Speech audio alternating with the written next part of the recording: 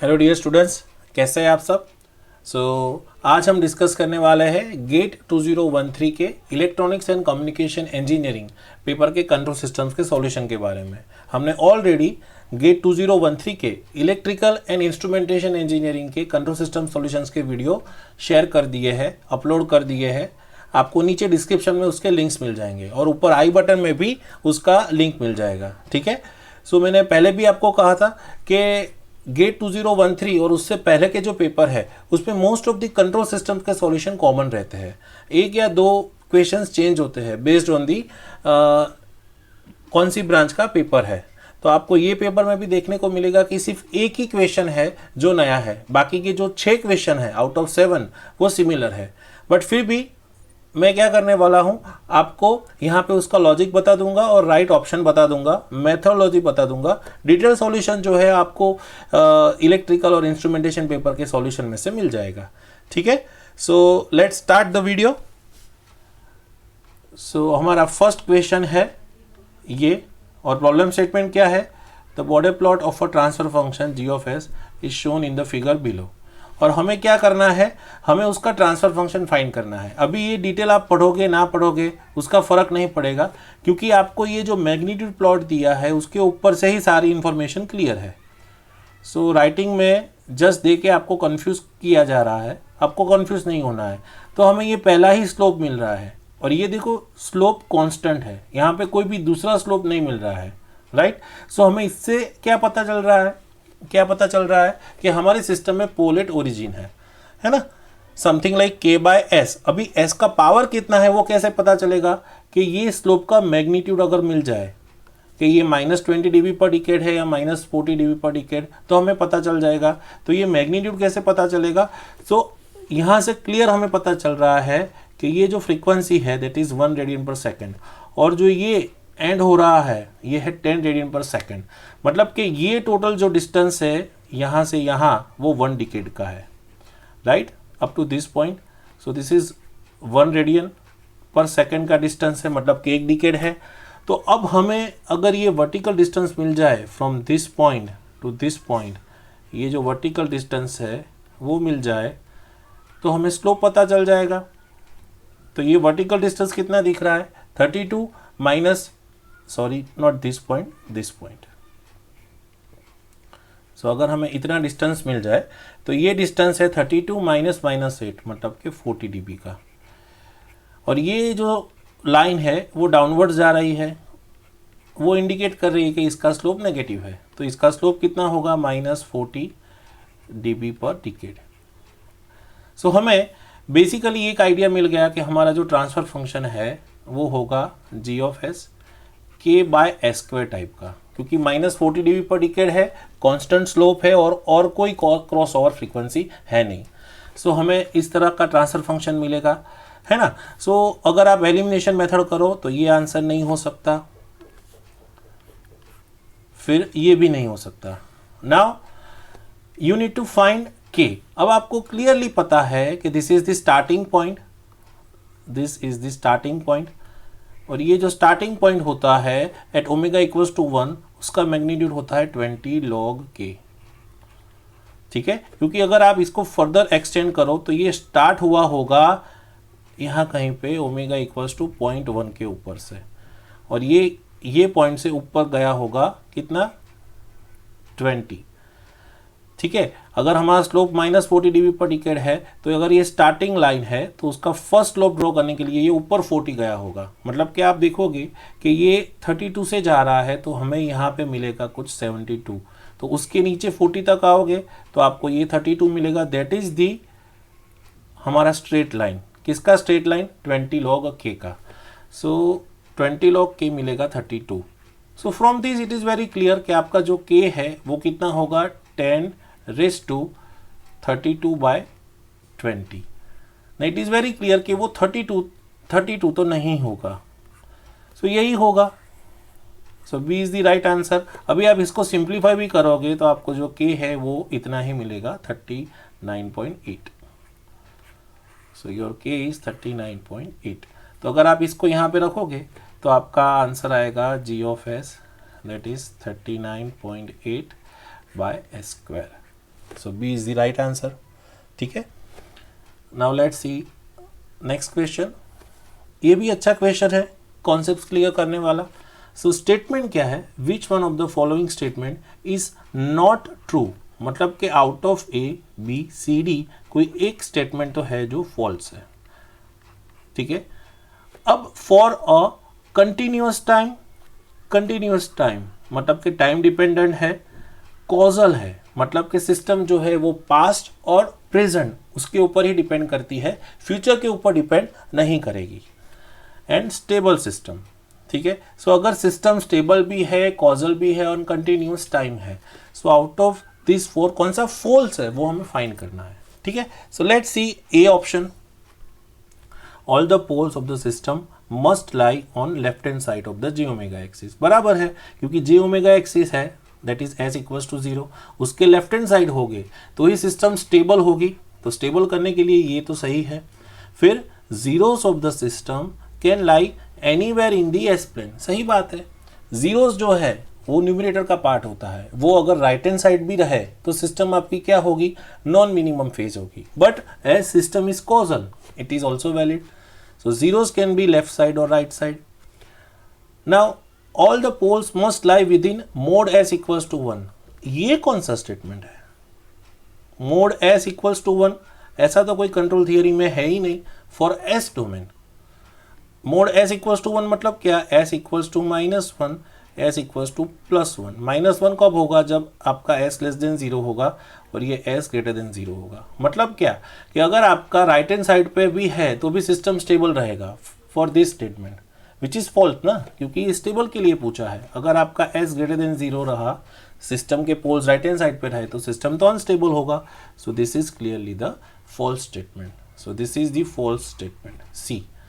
देख लेते हैं डी में क्या पूछा है, all the roots of the characteristic equation must be located on the left side of the J omega axis. अब आप ही बताओ, all the roots of the characteristic equation मतलब क्या, पोल्स, तो सही बात है ना, पोल्स कहाँ लोकेट होने चाहिए, left side of the J omega axis. So out of this 4 C is the false option which is not true। ओके, इसमें क्या पूछा गया है, assuming zero initial condition the response y of t of the system given below to unit step input। तो अगर मैं कहूँ कि ये जो 1/s है वो मेरा सिस्टम है g of s, ये u of s हमको ऑलरेडी दे के रखा है, क्या है u of s, unit step, मतलब कि ये u of s मेरा हो जाएगा 1/s, तो मुझे y of s मिल जाएगा। और इसमें जो भी इनिशियल कंडीशंस है, y0 वो भी 0 है, y.0 वो भी 0 है, सारे इनिशियल कंडीशन 0 है, ये एजम्पशन है। तो आपको क्लियरली यहाँ से y of s नहीं मिल जाएगा, y of s क्या होगा 1/s into u of s भी 1/s है, तो आपका जो y of s है वो क्या होगा 1/s²। अब आपको देखो क्या फाइंड करना है, y of t तो कैसे मिलेगा, इसका इन्वर्स लाप्लास ले लो, सो आपको मिल जाएगा y of t, तो आपको y of t क्या मिलेगा 1/s² का inverse Laplace t into u of t। ठीक है, सो this is your y of t। अब आप देखो कौन सा ऑप्शन सही है, so from this b is the right option, t into u of t। सो यहाँ तक तो हमने देखे 1 मार्क के question. Again this is 1 mark question, question 22। हमें क्या फाइंड करना है, फॉर द गिवन सर्किट्स इसका ट्रांसफर फंक्शन फाइंड करना है v2 of s upon v1 of s। सो कैसे करेंगे, हमारे पास बहुत सारे ऑप्शन हैं, हम KVL KCL लगा के भी कर सकते हैं, लूप मैश एनालिसिस से भी कर सकते हैं, बट एक डायरेक्ट मेथड है, अगर हम कैपेसिटर का जो इम्पीडेंस है उसको हम बोल दे z1 of s, और ये जो RC सीरीज सर्किट है इसका टोटल इम्पीडेंस अगर इसे बोल दे z2 of s।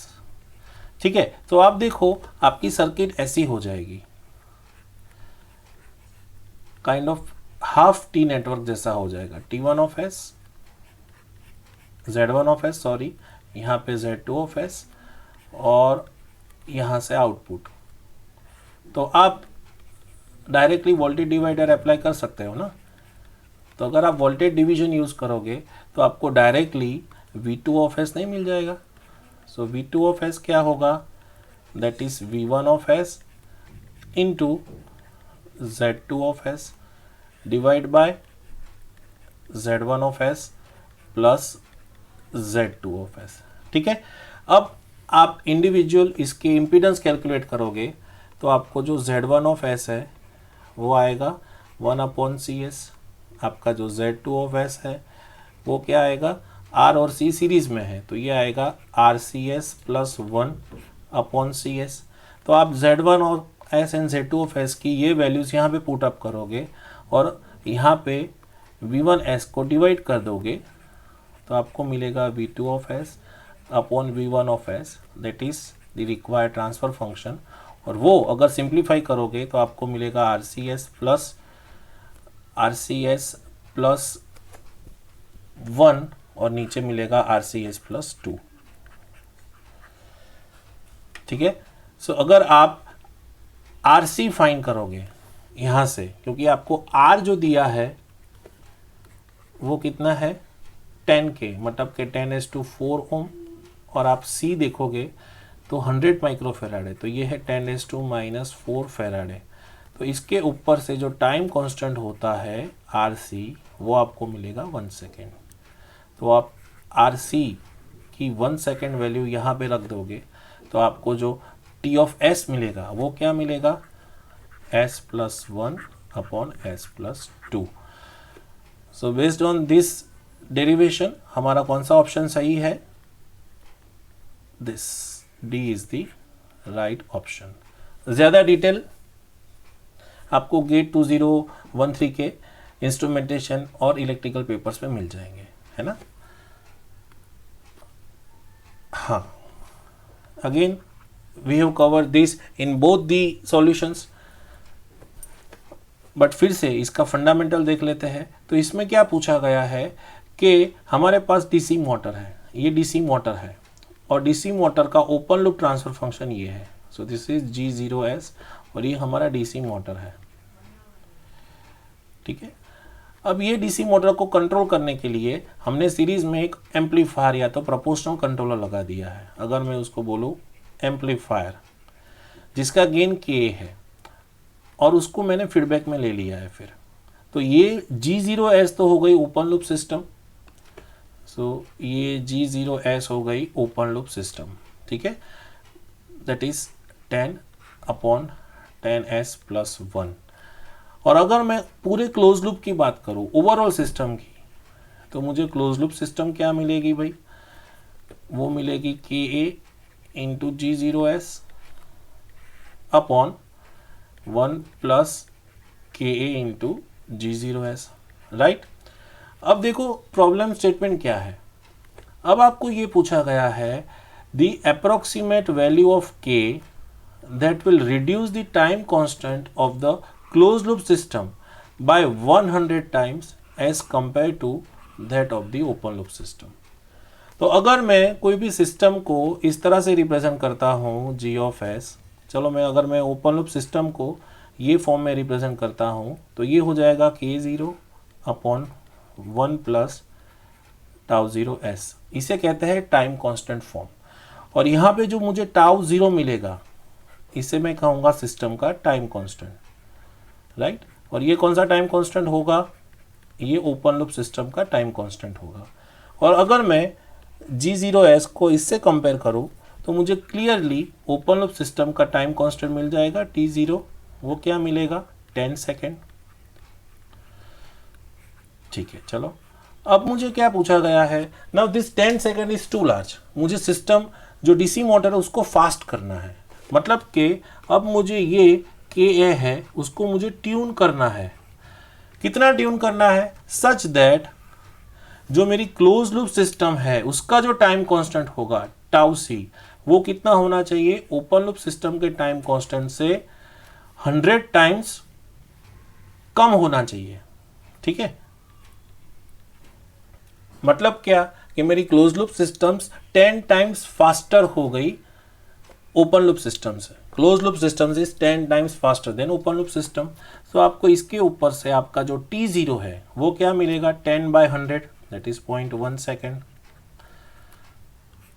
अब आपके पास टाउ सी है, आप अगर इसे, ये जो जी सी ऑफ एस है, अगर इसे सॉल्व करोगे और आपका जो जी सी ऑफ एस है उसको आप ये फॉर्म में रिप्रेजेंट करोगे के C upon 1 plus tau C S, तो जो ये टाउ सी मिलेगा, टाउ सी वो तो आपको ऑलरेडी है 0.1 लाना है, और जो टाउ सी होगा वो आपको मिलेगा फंक्शन ऑफ के के फॉर्म में मिलेगा। तो आप उसको 0.1 से कंपेयर करोगे तो आपको डायरेक्टली के मिलेगा, वो आएगा 9.9 विच इज़ अप्रॉक्सीमेटेड 10। तो ये क्वेश्चन का राइट आंसर है 10 सी। अगर डिटेल्ड इसका सॉल्यूशन आपको देखना है तो वापस आप इलेक्ट्रिकल एंड इंस्ट्रूमेंटेशन के सॉल्यूशंस देख सकते हैं, दोनों वीडियो लेक्चर्स, ठीक है। यही मेथड है, आप नोटबुक में ये वीडियो पोस्ट करके भी आगे करोगे तो आपको सॉल्यूशन मिल जाएगा। अगर कोई भी डाउट है तो नीचे आप हमें कमेंट करके बता सकते हो। और ये 2 मार्क का क्वेश्चन है, क्योंकि क्वेश्चन नंबर 29 है, क्वेश्चन नंबर 1 to 25 1 मार्क के होते हैं और ये 2 मार्क का क्वेश्चन है, ठीक है। So be careful. Now let's see the next question. हाँ, this is very interesting question. इसमें आपको सिग्नल फ्लो ग्राफ दिया है और सिग्नल फ्लो ग्राफ के ऊपर से आपको सिस्टम का ट्रांसफर फंक्शन फाइंड करना है, transfer function that is y of S upon u of S. इसका भी सॉल्यूशन इलेक्ट्रिकल और इंस्ट्रूमेंटेशन में है, फिर भी हम इसके बेसिक्स देखेंगे।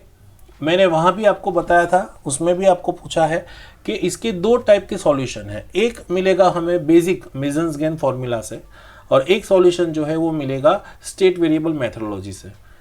अभी मैं आपको करा रहा हूँ मेसन्स-गेन फॉर्मूला, क्योंकि you know that this method masons-gain formula, और इसमें भी नंबर ऑफ लूप्स फाइंड करना एक थोड़ा सा इजी है बट चैलेंजिंग है ना।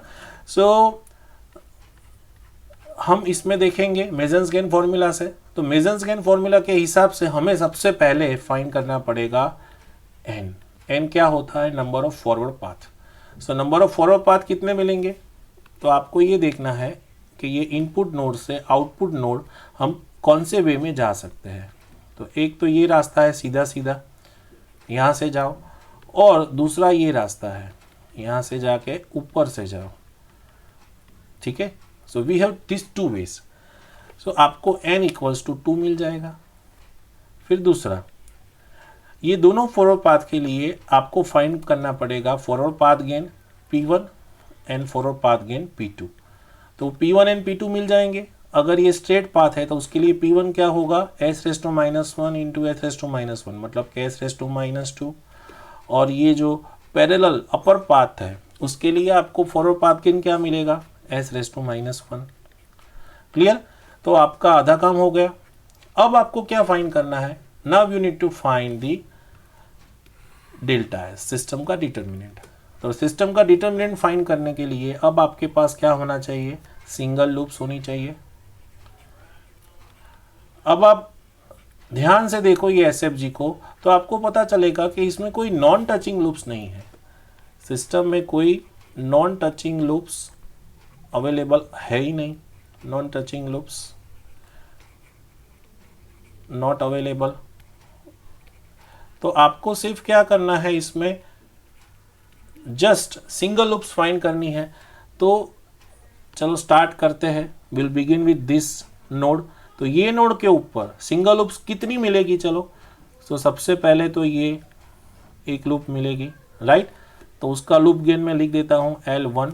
कितना मिलेगा? S inverse and -2। तो ये होगा -2 s⁻², राइट। तो ये एक हो गया। दूसरी लूप कहाँ मिलेगी? देखो तो ये ऊपर से जाएगा और फिर क्लोज करके यहाँ पे एंड होगा। तो for this loop what is the gain? s⁻1 -2। तो for loop 2 loop gain is -2 s⁻1। Similarly अब ये नोड के ऊपर ज़्यादा फर्दर लूप्स पॉसिबल नहीं है। तो अब ये नोड के ऊपर देखेंगे। तो ये नोड के ऊपर सबसे पहले तो ये एक लूप बनेगी छोटी सी। तो उसका लूप गेन अगर मैं L3 बोलूँ तो L3 क्या होगा? -4 s इनवर्स, राइट। और इसके अलावा कोई लूप है? देखो तो यस ये है, तो इसका लूप गेन क्या होगा? Now see there is no S inverse, so loop gain is -4 into 1, so आपका जो लूप 4 है उसका लूप गेन होगा -4 सिर्फ। क्लियर?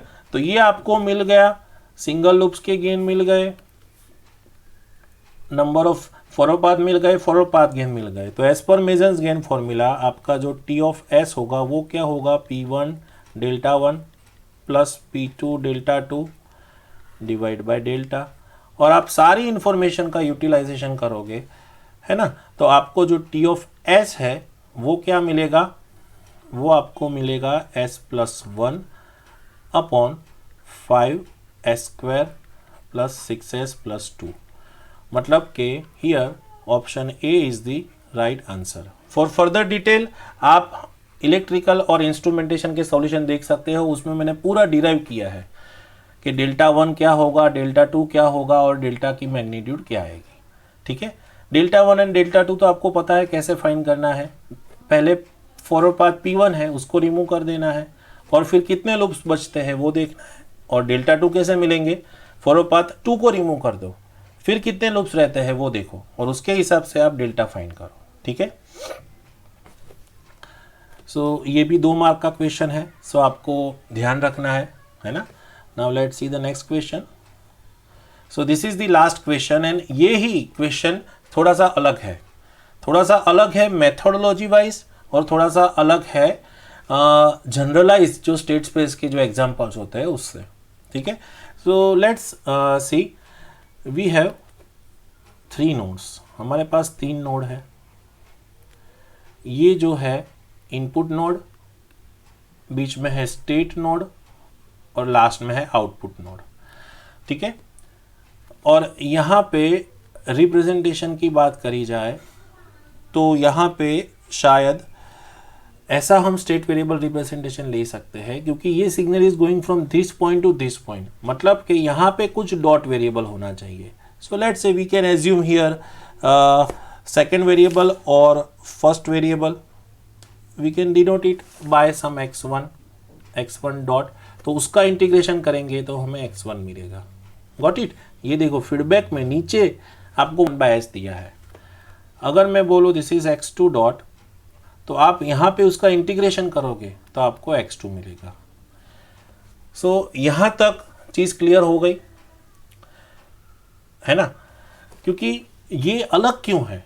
तो जनरलाइज जो स्टेट स्पेस होता है उसमें इस तरह से होता है कि अगर ये मेरा कुछ x डॉट है तो ये x डॉट में से कुछ निकलता है, that is the integration part, और मुझे उसका इंटीग्रेशन मिलता है x। और ये जो x डॉट है उसमें ये x का कुछ फंक्शन मिलता है मुझे a, ये प्लस हो सकता है, नेगेटिव हो सकता है, और ये जो सिस्टम का u है इनपुट, उसमें से कुछ मिल सकता है फंक्शनलिटी जो ये x डॉट को कंट्रोल करे, let's say this is b।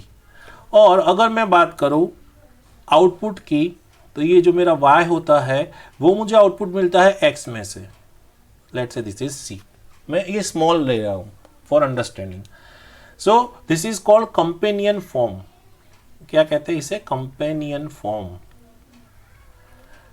But आप देखो यहां पे जो प्रॉब्लम स्टेटमेंट दिया है उसमें ये कंपेनियन फॉर्म सेट नहीं हो रहा, क्योंकि देखो u में से x1 में जा रहा है और फिर x डॉट है, राइट, और y में देखो कहां से आ रहा है, x2 डॉट में से इंस्टेड ऑफ x2।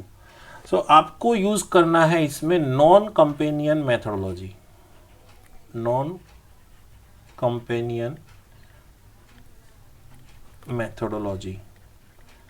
अगर आपको ज़्यादा जानना है methodology, what is companion form, what is phase variable form, what is canonical form, तो आप नीचे कमेंट करके आप डिमांड कर सकते हैं कि सर प्लीज़ इसके ऊपर एक वीडियो बनाओ, तो हम आपके लिए स्पेशलाइज वीडियो बनाएंगे।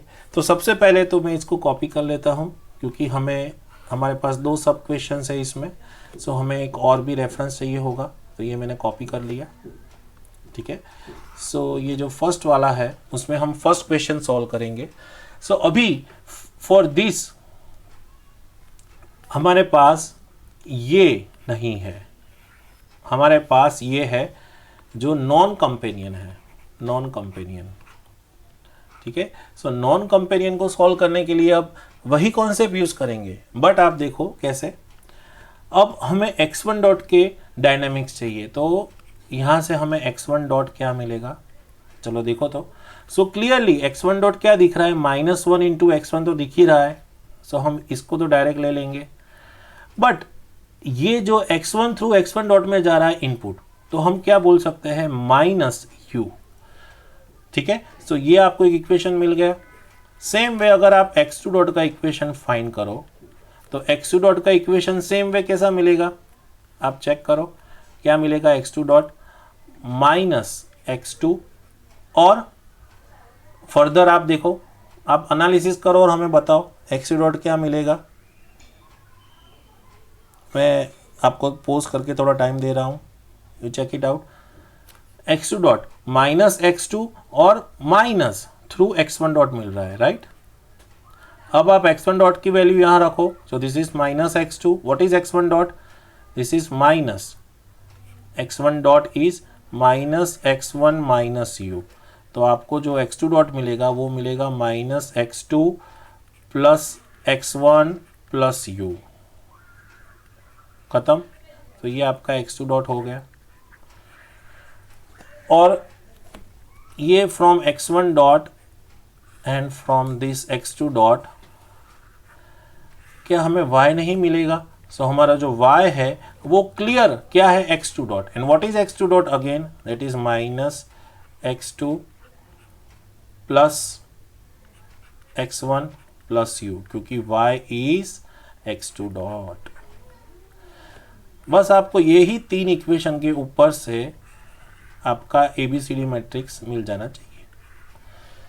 तो फ्रॉम दिस थ्री इक्वेशंस अगर आप x1 डॉट और x2 डॉट को फाइंड करोगे यहाँ पे, तो आपका A मैट्रिक्स जो होगा, है ना, तो उसकी फर्स्ट रो क्या होनी चाहिए, -1 0, उसकी फर्स्ट रो होनी चाहिए -1 0।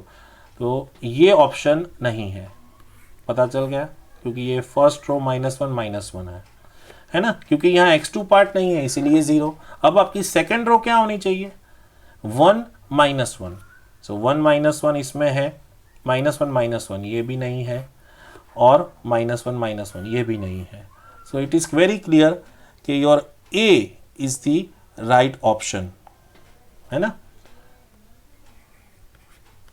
क्योंकि आपका जो A मैट्रिक्स है उसकी फर्स्ट रो जो होगी फ्रॉम दिस A मैट्रिक्स जो आपको मिलेगा, उसकी जो फर्स्ट रो होगी वो क्या होगी, -1 0, एंड जो सेकेंड रो होगी वो होगी 1 -1। नाउ यू चेक इट, हो गया। So this is the right answer. So elimination method से हो गया। Now you check this C, तो आपको C क्या मिलेगा, 1 -1, देखो हो गया 1 -1, और D क्या मिलेगा, इसका कोएफिशिएंट 1 है, तो ये आपको D1 मिल गया। So your A is the right answer. तो हमने ये पार्ट A कर दिया। अब पार्ट A करने से हमें क्या मिल गया, पार्ट A करने से अब हमारे पास क्या आ गया, मैट्रिसेस आ गए, ABCD मैट्रिक्स, क्योंकि this A is the right option. तो हमारे पास ये जो है दैट इज A मैट्रिक्स, ये जो है this is B matrix, this is C matrix, and यहाँ पे जो D मैट्रिक्स है फीड फॉरवर्ड दैट इज 1। तो चारों मैट्रिक्स आ गए। तो अब हमें क्या फाइंड करना है, स्टेट ट्रांजिशन मैट्रिक्स। अब आप बताओ कि जो स्टेट ट्रांजिशन होता है मैट्रिक्स फाई t, वो क्या होता है, क्योंकि सिस्टम का इनिशियल कंडीशन नहीं दिया है, मतलब कि योर x0 हम एज्यूम कर सकते हैं 0, मतलब कि x1 0 is 0, x2 0 is 0, no initial condition। तो in that case your phi t that will be e raised to at, that is Laplace inverse क्या होता है, si minus a inverse, right. तो बस आपको क्या करना है, A मैट्रिक्स आपके पास है, so from A matrix you can find si minus a, ठीक है। तो आपका si माइनस a क्या होगा, this is your A matrix, तो si माइनस a क्या होगा, this is s plus 1, this is 0, this is -1, और ये क्या होगा s प्लस 1, तो ये आपका एस आई माइनस ए है। अब इसके ऊपर से आपको इसका डिटर्मिनेंट क्या मिलेगा, बताओ क्या होगा, s plus one whole square. Okay, और इसके ऊपर से इसका एडजॉइंट क्या होगा, इसका जो एडजॉइंट होगा, adjoint of S I minus A, वो क्या होगा। तो 2x2 मैट्रिक्स में एडजॉइंट कैसे फाइंड करते हैं, डायगोनल को स्वैप करो। अभी भाई डायगोनल तो s प्लस वन है, तो उसको स्वैप करेंगे तो भी ये s प्लस वन ही आएगा। और जो ऑफ डायगोनल है उसकी साइन चेंज कर दो, तो ये -1 है, उसको मैंने +1 कर दिया, और ये 0 है, वो तो 0 ही रहेगा। तो अब आपका जो S I minus A inverse है वो आपको क्या मिलेगा, S I minus A inverse, इसका यूज़ करो अभी ये चीज़ का S I minus A inverse find करने में। तो हमें पता है कि जो S I minus A inverse होगा, S I minus A inverse वो क्या होगा, उसका एडजॉइंट डिवाइड बाय डिटर्मिनेंट। तो आपका एस में 4 फैक्टर है, एक है एस प्लस वन, तो S plus one divide by S plus one square, तो क्या होगा, ये तो 1/s+1 होगा, ये तो 0 का 0 रहेगा, ये 1 है तो इसके क्या होगा 1 divide by s+1 whole square, right. और इसका क्या होगा सेम 1/s+1। अब अगर मैं इसका इन्वर्स लाप्लास लेता हूँ तो मुझे फाई टी मिलता है ना। सो फाई ऑफ टी क्या होगा, what is the inverse Laplace for 1/s+1, क्या होगा, इट इज e⁻t। इसका 0 का तो 0, इसका क्या होगा t e⁻t, और इसका e⁻t। So you check it out कि ये जो ऑप्शन है फाई टी का वो किसके साथ मैच होता है, कौन से ऑप्शन के साथ, e⁻t 0, t e⁻t। So I guess for this case A is the right option, right? A is the right option. So e⁻t, yes. So A is the right option for question number 55. So इसी के साथ we have completed GATE 2013 electronics and communication paper का control systems का solution. ठीक है, अगर आपको हमारी मेहनत, हमारी कोशिश अच्छी लगी तो आप हमारी ये वीडियो को शेयर, लाइक एंड सब्सक्राइब करो। और एक गुड न्यूज़ है, now we are planning to start or to prepare the lectures for circuits and networks। ठीक है, सो कुछ ही टाइम में आपको सर्किट्स एंड नेटवर्क्स का शायद नया चैनल मिलेगा, या तो यही चैनल में मॉडिफाइड करके हम आपको गेट के प्रीवियस 10 ईयर्स के EC, IC and electrical branch के इलेक्ट्रिकल सर्किट्स या तो सर्किट्स एंड नेटवर्क सब्जेक्ट के सॉल्यूशंस देंगे। तो इसी तरह से आप मेहनत करते रहिए, हार्डवर्क करते रहिए। ठीक है, all the best, see you, bye bye.